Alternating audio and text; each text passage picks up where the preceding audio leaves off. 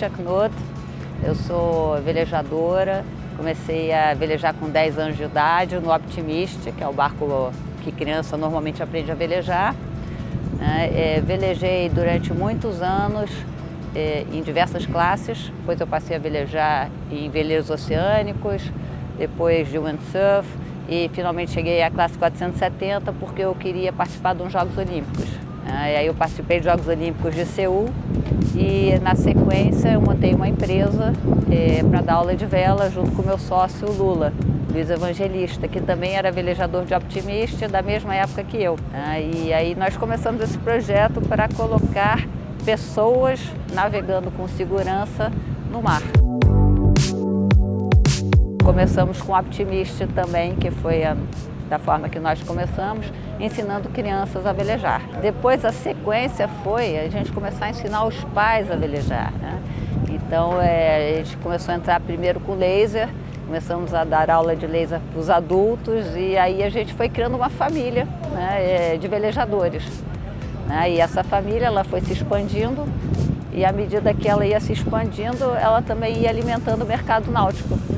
Que as pessoas compravam veleiros, compravam lanchas, compravam botes para poder acompanhar os filhos nas regatas. Enfim, então é uma grande família náutica.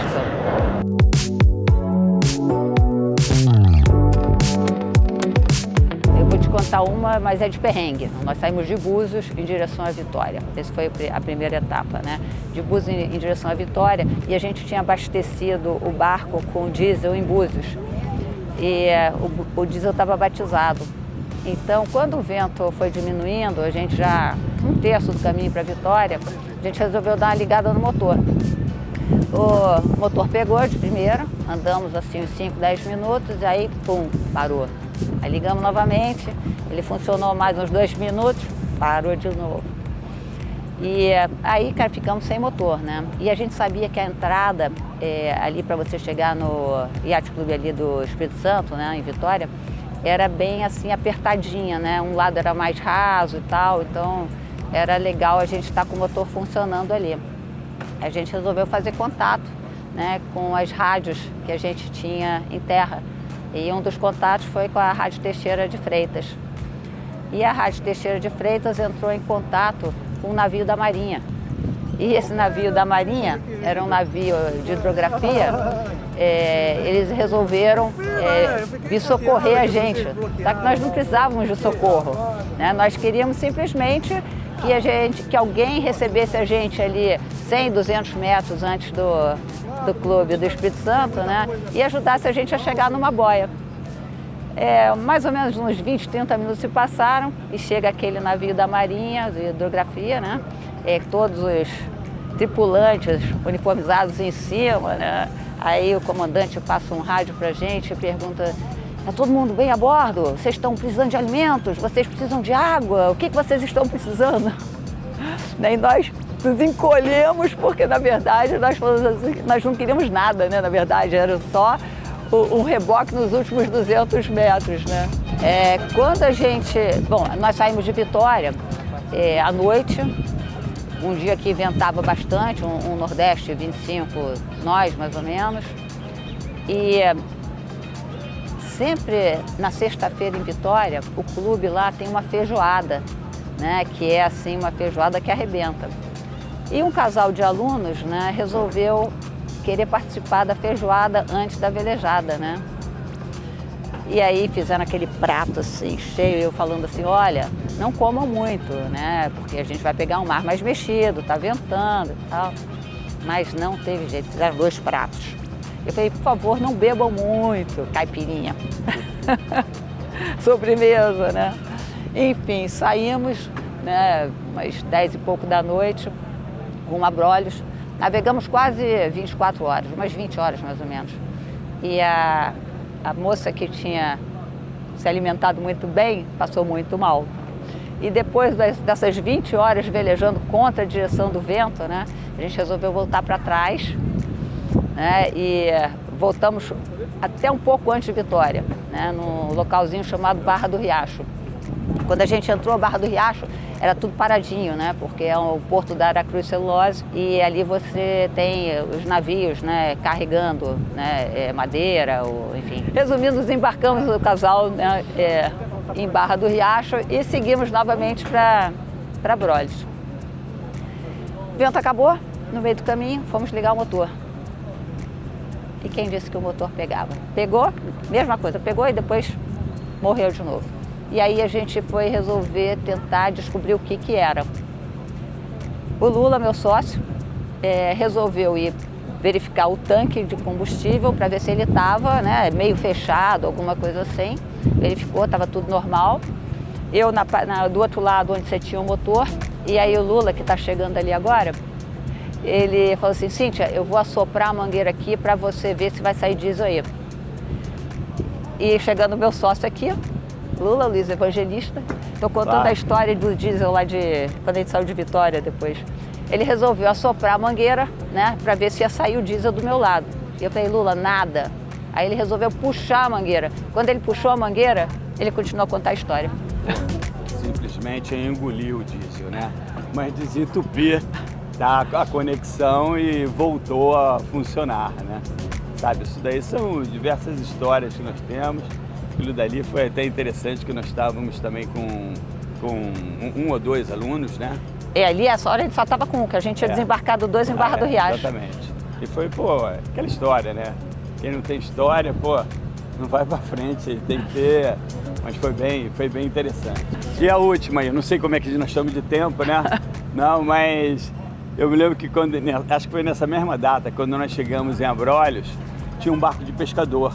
Aí, nisso, é verdade. Eu falei assim: vem cá, se tem algum peixe aí para vender, sabe? Aí ele mostrou um peixão pra gente, né, cara? Vem cá, ok, tá legal, qual o valor do peixe?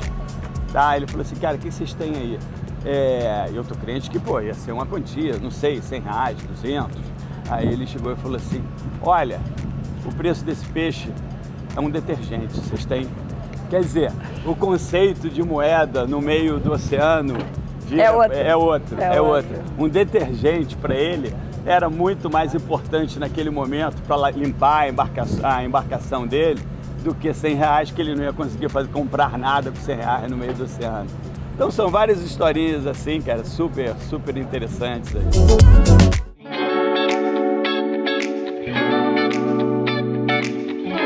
Boa tarde, pessoal. Sou Gustavo Nascimento, sou instrutor e coordenador aqui na CL Vela, nossa escola de vela aqui tradicional no Rio de Janeiro, mais de 30 anos de história. A gente sempre fica muito animado, muito feliz de apresentar o esporte da vela para as pessoas que vêm aqui. Então tem muitos curiosos, tem pessoas que nunca velejaram e o intuito da atividade é justamente isso. Para a galera que já velejou tem um tempo, ou que veleja e veio com algum amigo que nunca velejou, para a família que nunca teve contato, né, com esse mundo náutico, ou até mesmo o mundo da vela, tem muita gente que já andou de lancha, mas nunca andou de barco à vela.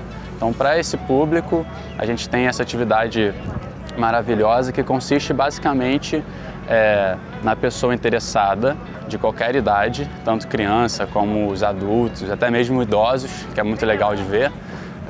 Eles vão com os instrutores dentro do barco, a gente tem um bate-papo, apresenta o esporte, muitos deles aí já conseguem timonear um pouco, controlar a vela, ficam muito animados. Então é uma experiência que abre portas para muitas outras futuras experiências. E aí o passeio consiste em aproximadamente uns 10 minutinhos, sempre com muita segurança, o colete salva-vida. E a gente vê um feedback muito positivo, porque é uma atividade muito democrática dentro do show aqui, né? Todo mundo pode fazer, não importa a idade, não importa se é só uma curiosidade mesmo ou se quer investir em algum curso. E como velejador também, além de instrutor, eu fico muito animado de poder ter essa experiência. Já estou há 3 anos aqui trabalhando especificamente na atividade da primeira velejada da galera e é um prazer sempre, assim, a hora passa voando aqui e no final da velejada a gente entrega um certificado também para o pessoal, então fica uma lembrança mais física, digamos assim. E a gente vai criando laços, né, a partir do esporte, a partir desse mundo náutico, que é muito legal, assim. Acho que tem sido um pouco mais difundido, né, ao longo dos anos. A gente vê que pelo menos o Boat Show já é um evento muito relevante no Rio de Janeiro e no Brasil, dentro das feiras náuticas, mas o esporte como um todo, né, da vela, principalmente em anos olímpicos, que é um esporte muito tradicional da Olimpíada, então em anos olímpicos a gente tem um pouquinho mais de cobertura da mídia, o que é muito bom para os atletas, para as instituições, né? Agora vamos ter a vela em agosto, agora em Marselha, né, na França, então é muito legal poder fazer parte de algo grande, né? Algo maior do que a gente sabe que isso vai perdurar por gerações, né? Geralmente o mundo náutico envolve muito isso, o pai passando para o filho, a mãe, o avô, a avó. E um fato muito curioso, pelo menos na nossa escola, hoje em dia, é que a gente vê muitas crianças iniciando e os pais, eles ficam curiosos para saber e aí acabam iniciando também. E aí acaba criando uma nova relação familiar, assim. Eu com os meus pais, por exemplo, a partir do momento que eu iniciei no esporte, tive uma conexão muito legal, assim, de trocar uma ideia no jantar, de viajar para fazer alguma atividade. Então é algo que passa a ser um estilo de vida.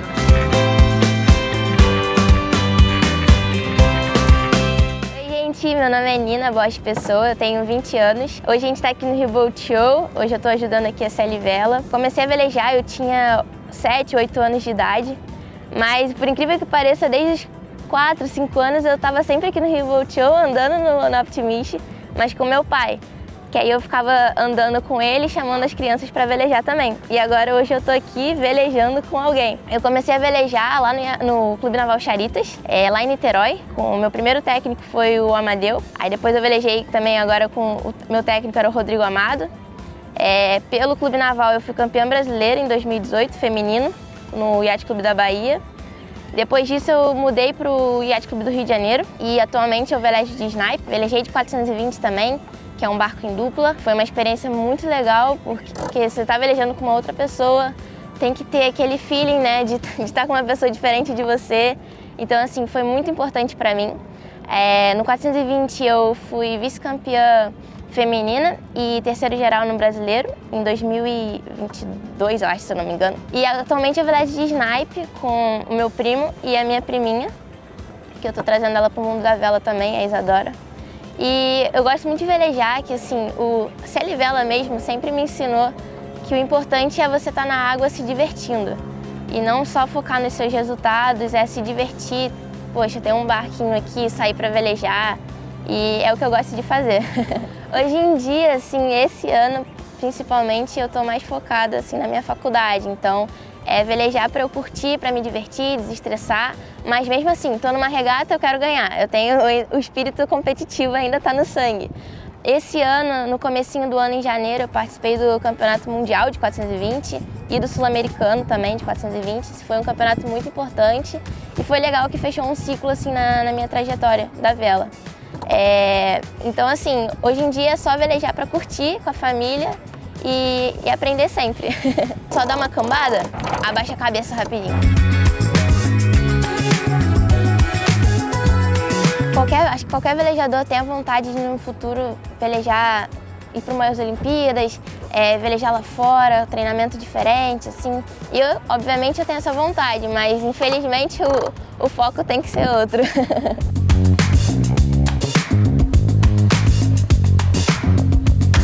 Quando a gente começa falando das crianças, né, as crianças elas ganham muita autonomia, né, porque a criança para aprender é sempre muito mais fácil, né, tá com a memória bem livre, né, e ela no mar ela tem que aprender a se virar sozinha, né.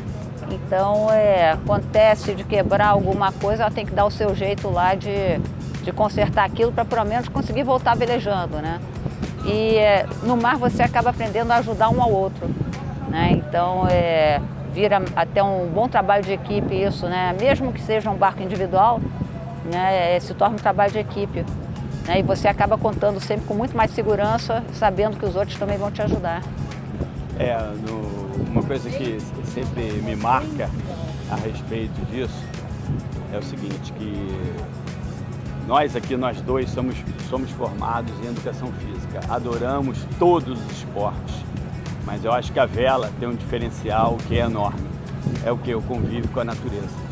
E na realidade, nenhuma velejada, nenhuma é igual a outra, tá? Em relação à correnteza, intensidade do vento, intensidade, direção, diversos fatores, água limpa, água que não esteja assim tão limpa, sol, chuva, frio. E o que é isso? Isso daí é o quê? É uma variação que acontece todos os dias, não só na velejada, mas nas nossas vidas. Então, o que acontece? A criança e o adolescente e o adulto, na vela, começa a ter um poder de adaptação muito maior. E a vida da gente é assim. A vida da gente, você à noite prepara toda a sua agenda e no dia seguinte de manhã você tem que se adaptar. A vela é isso daí, você tem que se adaptar o tempo inteiro. Então, para mim, o que eu vejo em relação ao benefício que nós fizemos nesses anos todos é o seguinte, acima até de medalhas olímpicas, que tem velejadores nossos que conquistaram medalhas internacionais e até olímpicas, eu acho que o mais importante de tudo é a formação do cidadão.